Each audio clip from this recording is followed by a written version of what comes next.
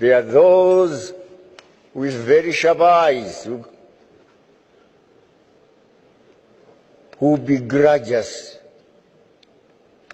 for what God has given us.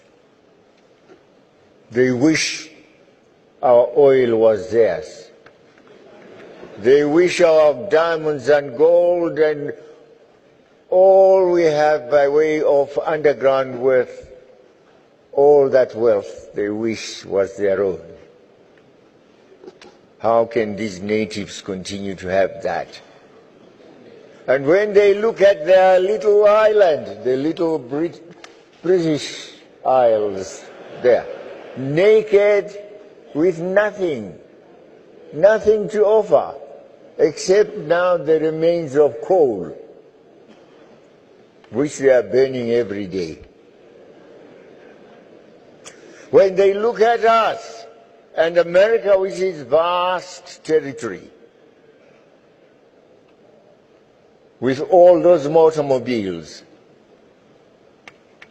the flying ones and the ones that run on our roads, the railways, the trains, and they say, the oil we have is not enough, the fuel we have is not enough to sustain us, not enough diesel. Let us store this, ours. There is loss in Africa. They don't know what to do with it in Africa. We will get it by hook or by crook. And they cause wars where there has been peace. Suddenly there is war. Suddenly there is war in Iraq, where Saddam Hussein, he might have been a dictator, but there was peace in his country. They want his oil. And Bush says, no, this man, as an excuse, he must open the door. This man is a cruel man. He is preparing to slaughter others. He has weapons of mass destruction.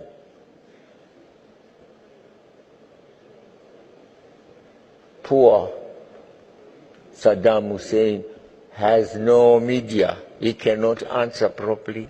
He cannot defend himself and protect himself. He has weapons of mass destruction. Bush goes to the United Nations. No, the United Nations cannot sustain it. No. Well, with or without the United Nations, I will go fight this man. He is a danger to the world. And little Bush says, little Blair says, I'll follow.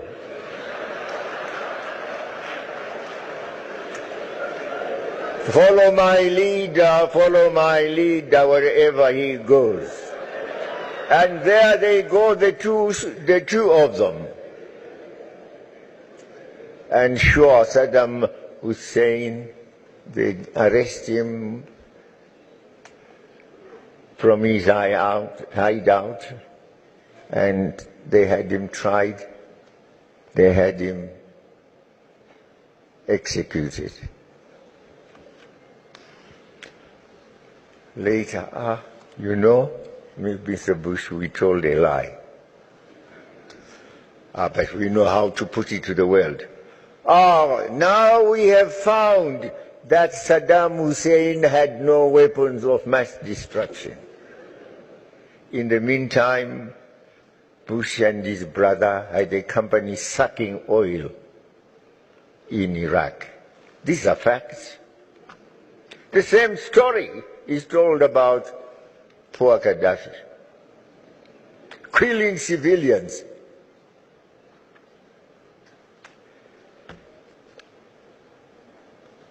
This comes to the United Nations Security Council, Chapter 7. They get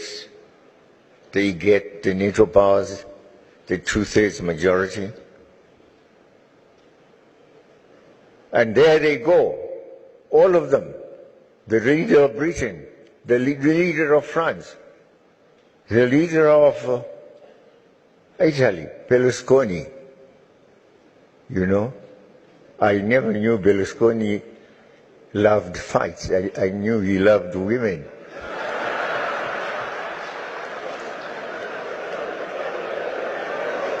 But this time he had to go with others also, women afterwards.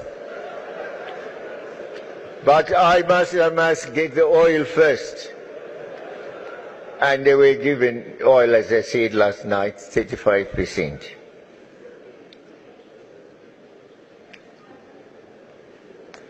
Gaddafi is killed, alongside children, also killed. I don't know whether 1 or 2 children are still alive. Now look at the turmoil there is in Iraq. Look at the turmoil there is in Libya. All that to confuse the situation so they can have an excuse to go in and draw the fuel as we fight each other. They are busy drawing fuel and enriching themselves. The same problems are caused us elsewhere. And there are others that we ourselves can prevent, that begin amongst ourselves. Tribalisms, racisms, failure to agree on politics, which way we should go, who should rule, who should not. And we put a yoke on around our necks. We say, each